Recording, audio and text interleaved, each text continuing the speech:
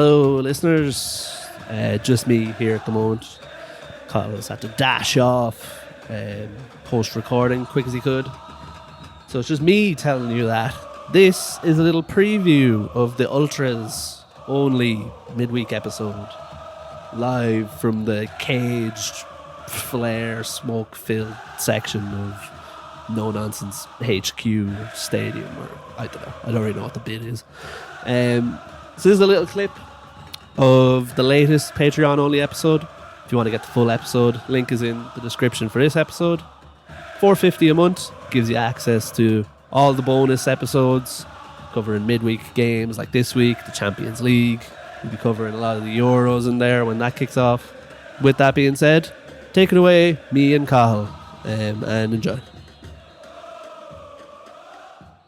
Hello, everybody, and welcome to a No Nonsense Podcast, Ultra Edition pod. Suitably for the Ultras, it was mayhem, absolute midweek mayhem this week in the Premier League. It was a nice change. Remember last week we were talking about the Arsenal City game and like, God, what's happened to the game we love? By God, Man United and Chelsea showed us they brought it back. Yeah, that was the opposite, the complete opposite of that game. But that was way more entertaining, for one. Everyone can agree that was great. Even as a maybe supporter. Oh, yeah, it was good. United or Chelsea, you can objectively look at that and go, yeah, that was better to watch than City or Arsenal, or even watching your own team in a 0-0 chess match, you know. But I guess it's just so, like, we find that entertaining, but we also know, without being, like, as casual watchers of the game, you and I, we can say, that was so wrong. There was so much wrong with that performance by those teams. Like, they had no control over the game. They had no kind of structure. Like, we all start talking like we're like stats guys. Yeah. You know, once we see a game like that, we can spot the problems that we've really no idea what we're talking about, but we've heard so much about what the professional game should be these days, that when we see something entertaining, we go, that was great, but it was also bad. Like, that's a really bad sign that they did that, you know, which is, it is strange that we watch this for entertainment, but then we see something like that and we can spot the problems with it. Yeah, it was mad because, like you're saying, if the Arsenal City game was a chess match, I was like, what would this be? I was thinking, this is like paintball. It's just like, no, it was insane. There was a spell in the second half, especially the first 20 minutes of the second half, where it was back and forth. And you see that all the time, like teams countering. But this was different. Literally, it was like neither team had a midfield. It was Chelsea would have a chance. 5 seconds later, United would have a chance. Then 5 seconds, and it was like that for over and over and over again. But also, it felt like neither team was ever going to score. Like, it was mad. It was the worst of both teams on show, I think, while also being probably the best game either team will be in this season. Yeah, it was the game of the season, I would say.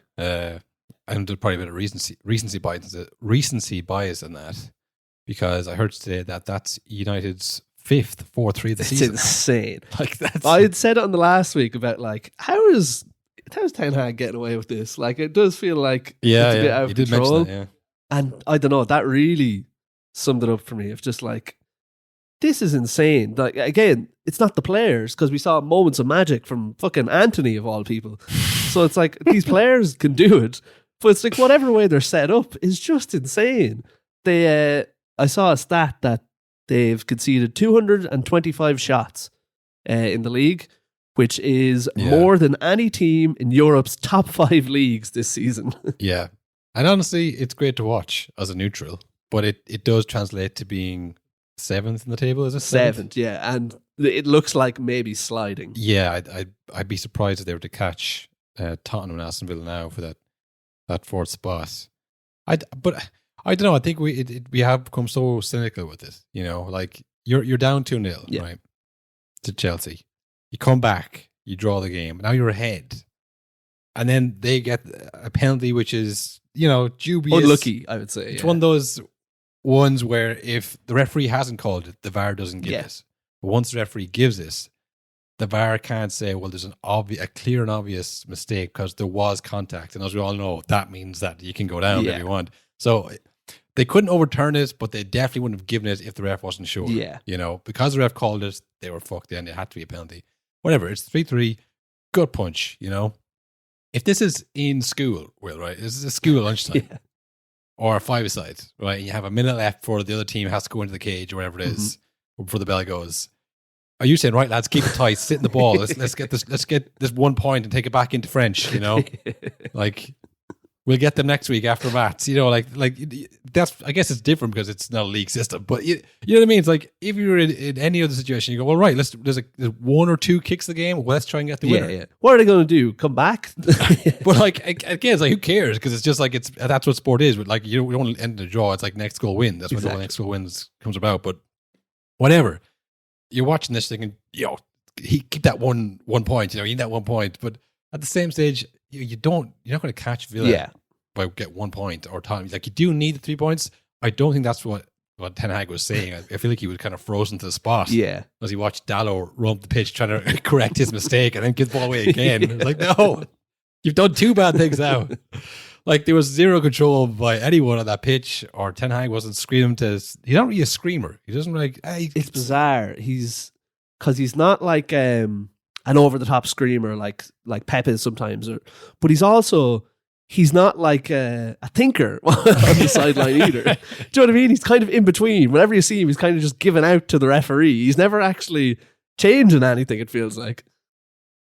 Yeah, no, that was definitely a time to say, right, lads, stop. Like, when Dallas was running that ball, like, to stop running that way. Yeah, stop. Go back. I feel like he was just like staring at him like, I wonder what's going to happen here. No, they're going back down the other way. Oh, no. But what's worse is that went for a corner. And, like, nobody was awake at that corner. Like, that was literally the last kick of the game. They take a short corner. They get to Cole Palmer right in the box where he could put all his weight behind that shot. And, like, obviously hit it off McTominay, who wasn't playing the whole game. He only came on as a sub. He wasn't close up to the man. He was too far from the goal. Like, he was literally no man's land. The worst place you can be to deflect a goal in. Yeah. And how they got the ball to Palmer. To Cole Palmer, of all people, on a hat-trick. The whole second half, Cole Palmer had so much time on the ball. Like, and he's the only one that you have to stop having time on the ball. But it just felt like no one was on him. They were like, look, like, move in. What's Cole Palmer going to do? Which it was insane. And then, like you said, it was like a deflection at the end. But I don't know if you saw that the screenshot going around of as the ball's coming out to Cole Palmer, and there's like 5 Man United players pointing at him saying, someone stop him. Really? I didn't see it. I'll send it to you after this. It's very funny. God, because like that, when you look back at that corner, like, the one I'm thinking of is the Liverpool one against Barcelona, where they weren't really awake. But that was like a lash ball in, 1 touch finish. The ball was in the net before anyone even realized. This one, like, he took the corner, and then Palmer got it, shifted onto his left foot, then winded up like he was loading a cannon. And everyone's pointing at him. Somebody stop him. He's gonna shoot. Yeah, it was unbelievable scenes. I couldn't believe it. Apparently there was Chelsea fans who left when they were 3-2 down, and they went, this game is over. There's no way this Chelsea side is getting a winner here. Well, that's what it felt like, yeah. Yeah, it was like that. The penalty came from nothing. Just kind of won by Dallo, ran into the box, kind of going nowhere. There's no plan there. There's no kind of like cut back on the horizon. There was nothing. It was like a player running as fast as we could. Dallo with the mad kind of a grab out after he fell. It came from nothing. Penalty, and then it was absolute chaos. Absolute chaos. Do you know you were talking there about some of the Chelsea fans who had left at 3-2. Yes. Do you know what happened to me? What? When I saw Dallo falling forward and desperately pulling down whoever it was, I turned it off because I was like, fuck 3-3, that's shit. You did not turn it off. I turned it off. I missed the 4th goal. What? Because sure, it was like the 97th minute. He was taking the penalty, and I was like, I can't get any worse than this. I'm not watching this. Oh my God, you didn't watch the penalty. You didn't have any faith in Onan to save it? No, I did not. Cole Palmer's unbelievable. Well, I had Onana in my fantasy team. I had David Ray on the bench. I forgot to put him in. So I had Onana there. And I was like, okay, right. Yeah. Look, he's going to get lots of shots on target. So he'll get some saves anyways, right? It's 3-2. You get -1 for conceding 2 goals, right?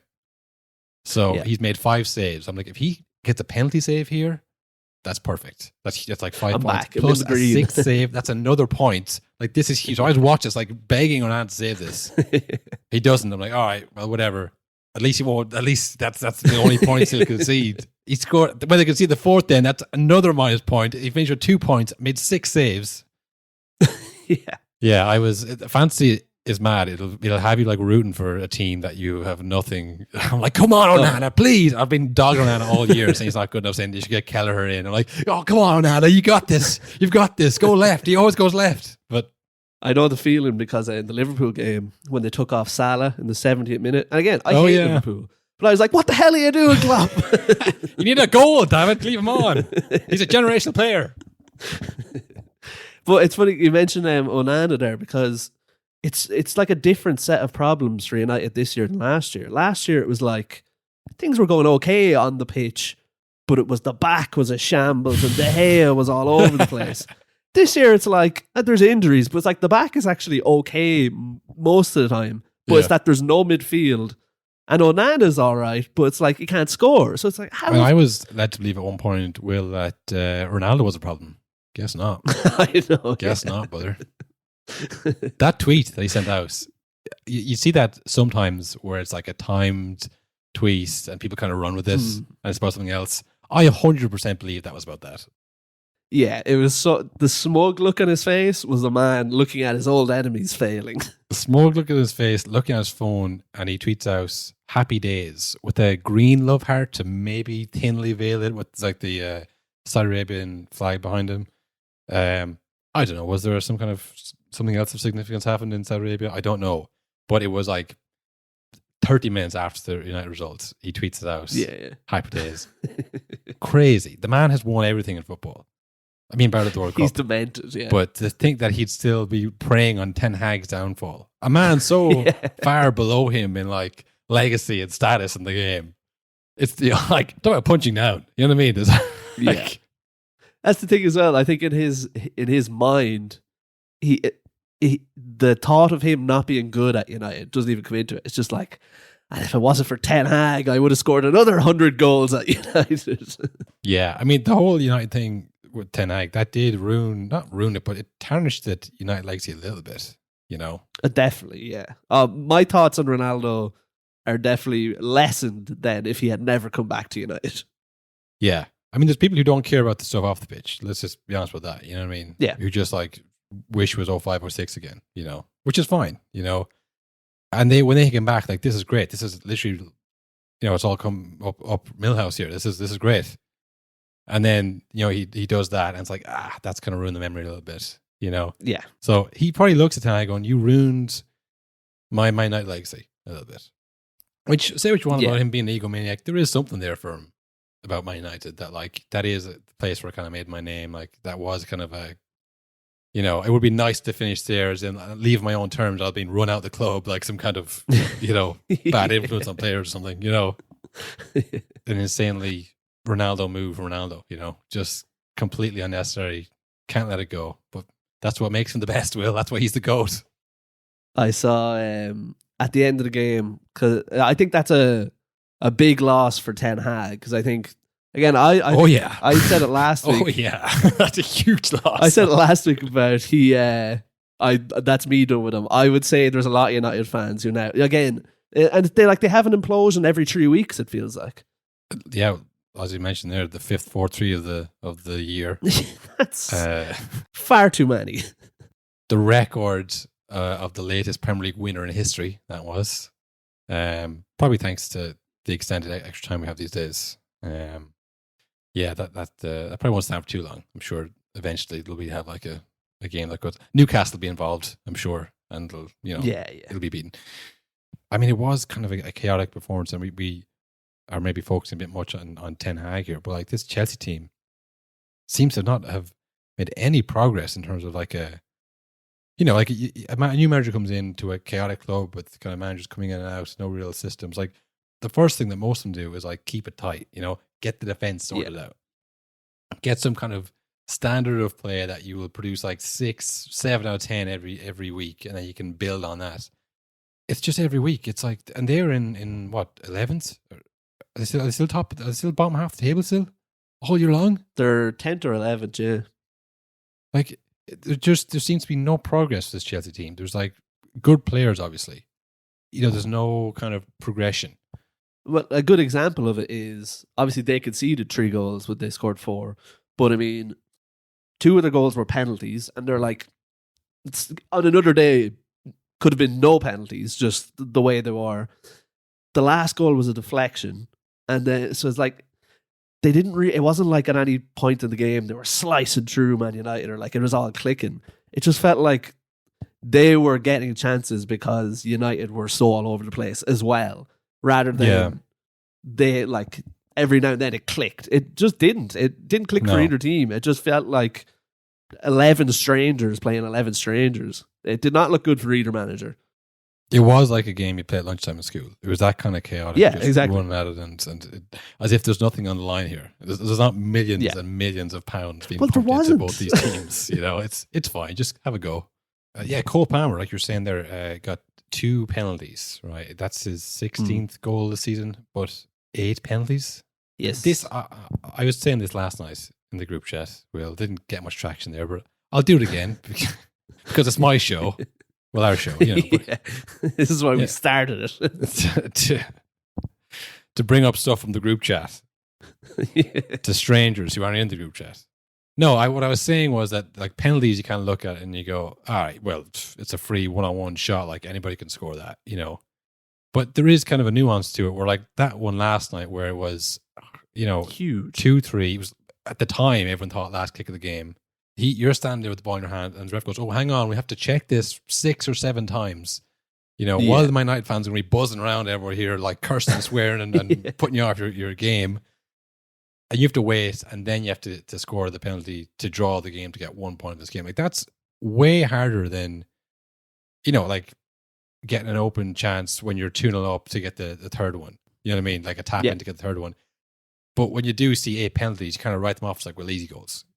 But there are some where you're 3-0 up and you get a penalty to get the 4th. The keeper's crap, or maybe it's a sub keeper. Like there is kind of, it's like any goal. I think you have to count them as like there's pressure. There's more pressure penalties in open play because there's more time to think about it. The more penalties he takes, the more film there is of how he takes his penalties where he hits them. That's true too. You would think makes it harder. He reminds me a lot of Bruno Fernandes, his like first season and a half at United, where he was banging in penalties every week, it felt like, but he was also far and away the best player on the pitch. Yeah. But I think because of the penalty thing, people kind of lessened his impact when he did come in. And I was looking, I think in Bruno's first full season, it was like 18 goals, 7 assists or something along those lines. Yeah. I think Palmer is nearly identical numbers at the moment with 8 games to go. Like, yeah. So it's a very similar thing of the game plan is definitely get the ball to him and let him make some magic. And if there's a penalty, give the ball to him and he'll score. Yeah. It's like that movie, Will Ferrell movie, Kicking and Screaming. The Italians. Just give it the Italians. He's doing everything for them. But all the pressure's on him as well, because every game that they need a goal, people are like half looking at Cole Palmer like, hopefully he can do something here because there's no real plan. So I think the penalty is for a 21-year-old as well. To score those penalties in those high pressure situations, I don't think they should be discounted, No.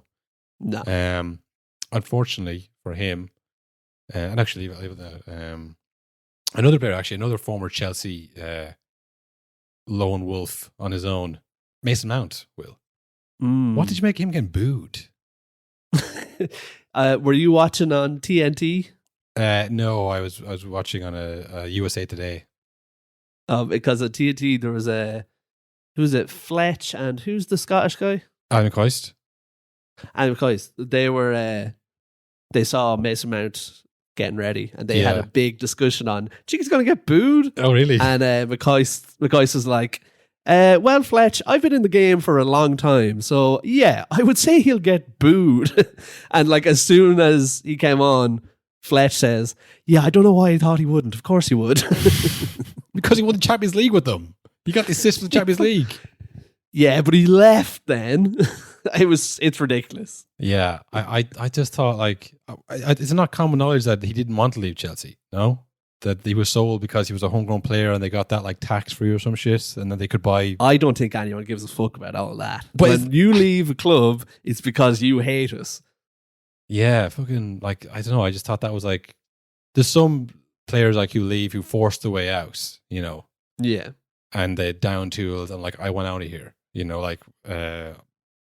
Torres went to Chelsea, like he wanted to get out of Liverpool. He was done there. He thought this team was done. He didn't want to play anymore.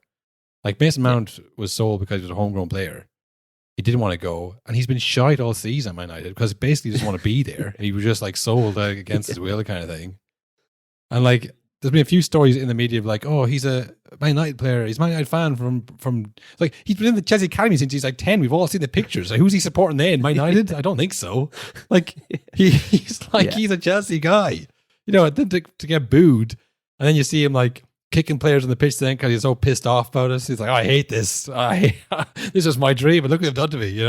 I just thought it was incredible. You have to feel from his because he came on.